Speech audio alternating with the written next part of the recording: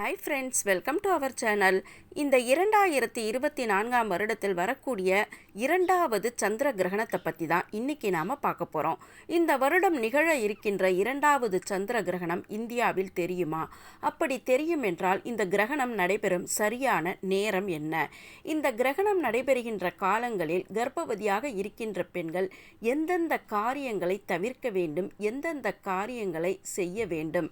மிகவும் முக்கியமாக இந்த சந்திர கிரகணம் நடைபெறும் போது சந்திர கிரகணத்தினால் ஏற்படுகின்ற தோஷங்கள் நிவர்த்தி அடைவதற்காக நாம் என்னென்ன பொருட்களை தானமாக தர வேண்டும், அதை தான் இப்போ நாம் பார்க்க போகிறோம். ஒரு சிறிய வேண்டுகோள், இந்த பதிவு பிடிச்சிருந்ததுன்னா லைக் பண்ணுங்கள், ஷேர் பண்ணுங்கள், கமெண்ட் பண்ணுங்கள், மறக்காமல் சப்ஸ்கிரைப் பண்ணுங்கள். வாங்க இப்போ இந்த பதிவில் நம்ம போகலாம். வருடம் 4 கிரகணங்கள் நடைபெறும். அந்த 4 கிரகணங்கள் என்பது 2 சூரிய கிரகணங்கள், 2 சந்திர கிரகணங்கள் ஆகும். இந்த வருடத்தில் முதலாவது சூரிய கிரகணமும் முதலாவது சந்திர கிரகணமும் நடைபெற்று விட்டது. இப்போ நடைபெற போவது இந்த 2024ஆம் வருடத்திற்கான 2வது சந்திர கிரகணமாகும். இந்த 2வது சந்திர கிரகணம் நமது நாட்டில் தெரியுமா? அப்படி தெரியும் என்றால் இந்த கிரகணம் நடைபெறும் நாள் என்ன, இந்த கிரகணம் நடைபெறுகின்ற சரியான நேரம் என்ன, இந்த சந்திர கிரகணம் நடைபெறும் போது அதற்கு உண்டான கிரகண தீட்டை நாம் எந்த நேரத்திலிருந்து அனுஷ்டிக்க வேண்டும்? மிகவும் முக்கியமாக இந்த சந்திர கிரகணம் நமது நாட்டில் தெரியும் என்றால், அதாவது இந்தியாவில் தெரியும் என்றால், அந்த கிரகணத்தின் போது கர்ப்பவதியாக இருக்கின்ற பெண்கள் எந்தெந்த காரியங்களை எல்லாம் தவிர்க்க வேண்டும், எந்தெந்த காரியங்களை எல்லாம் கட்டாயமாக செய்ய வேண்டும்.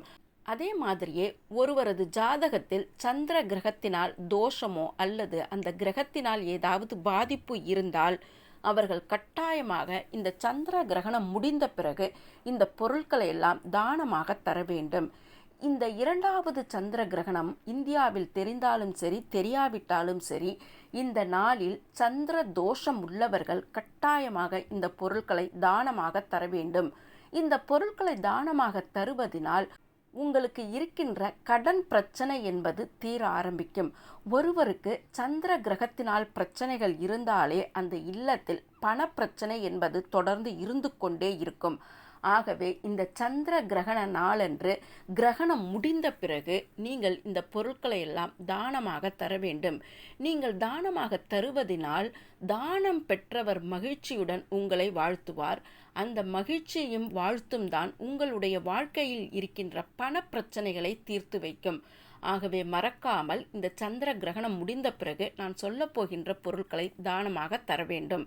அதே மாதிரியே கர்ப்பவதியாக இருக்கின்ற பெண்களும் இந்தியாவில் சந்திர கிரகணம் தெரிந்தாலும் சரி, தெரியாவிட்டாலும் சரி, இந்த சந்திர கிரகணம் நடைபெறுகின்ற நேரத்தில் கர்ப்பவதியாக இருக்கின்ற பெண்கள் கட்டாயமாக சில வகையான காரியங்களை தவிர்க்க வேண்டும்.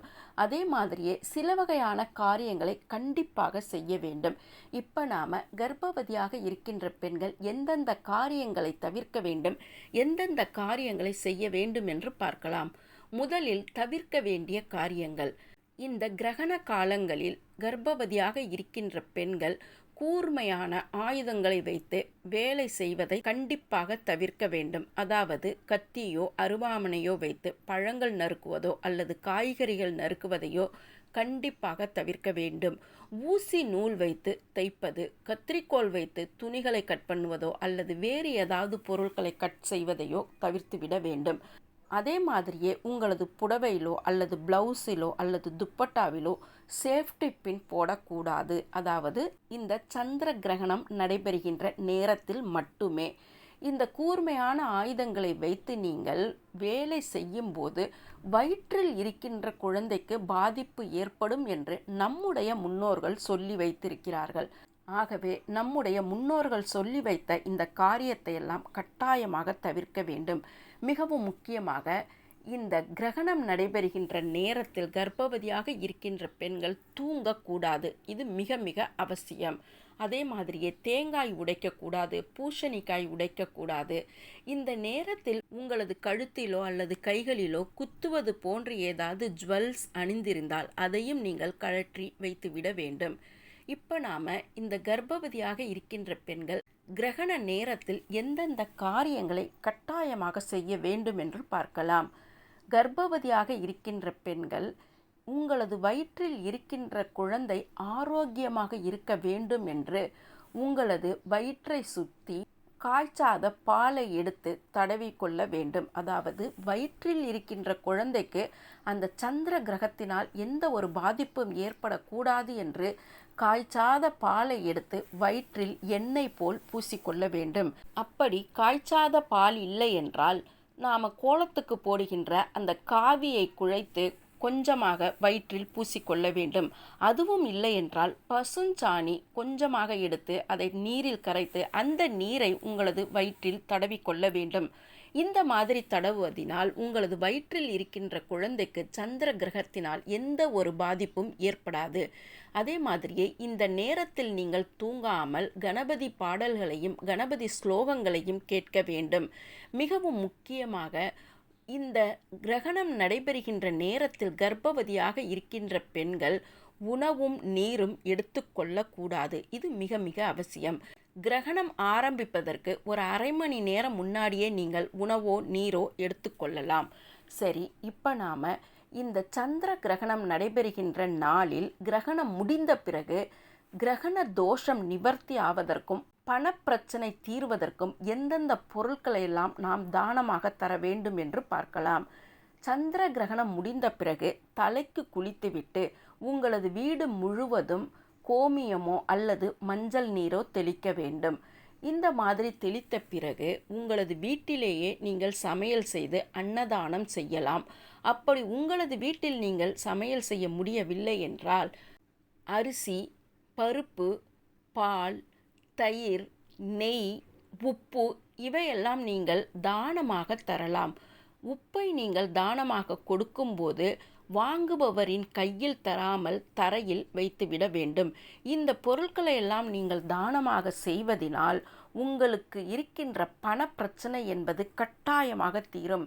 சந்திர கிரகத்தினால் யாருக்கெல்லாம் தோஷமும் பாதிப்பும் இருக்கின்றதோ அவர்கள் கட்டாயமாக இந்த சந்திர கிரகண நாளன்று கிரகணம் முடிந்த பிறகு குளித்துவிட்டு வெள்ளை நிறம் கொண்ட பொருட்களை எல்லாம் தானமாக தர வேண்டும்.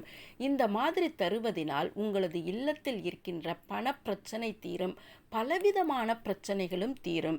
சரி, இப்போ நாம் இந்த 2024 வருடத்தில் வரக்கூடிய சந்திர கிரகணம் என்பது எந்த நாளில் வருகிறது, எந்த நேரத்தில் ஆரம்பமாகி எந்த நேரத்தில் முடிவடைகிறது என்றும் பார்க்கலாம். இந்த 2024 வருடத்திற்கான 2வது சந்திர கிரகணம் நடைபெறும் நாள் 18/9/2024 புதன்கிழமை என்று வருகிறது. அதாவது புதன்கிழமை 18ஆம் தேதி செப்டம்பர் மாதம் 2024 வருடம். இந்த நாளில்தான் இந்த வருடத்திற்கான 2வது சந்திர கிரகணம் வருகின்றது. இந்த நாளில் சந்திர கிரகணம் நடைபெறும் நேரம் என்பது காலை 7:36 8:56 வரை இருக்கின்றது. 18ஆம் தேதி, அதாவது செப்டம்பர் மாதம் 18ஆம் தேதி காலை 7:36 8:56 வரை இருக்கின்றது. இந்த நேரத்தில் தான் கர்ப்பவதியாக இருக்கின்ற பெண்கள் செய்யக்கூடாத காரியங்களை செய்யக்கூடாது, செய்ய வேண்டிய காரியங்களை கட்டாயமாக செய்ய வேண்டும். அதே மாதிரியே இந்த கிரகணம் முடிந்த பிறகு 9 மணிக்கு மேல் நீங்கள் தலைக்கு குளித்துவிட்டு உங்களால் முடிந்த பொருட்களை நீங்கள் அனைவருமே தானமாக தர வேண்டும். சரி, இப்போ இந்த கிரகணம் நமது நாட்டில் தெரியுமா என்றால் இந்தியாவில் இந்த கிரகணம் தெரியாது. ஆனால் இந்த கிரகத்தினால் சில வகையான பாதிப்புகள் ஏற்படும் என்று சொல்லியிருக்கின்றார்கள்.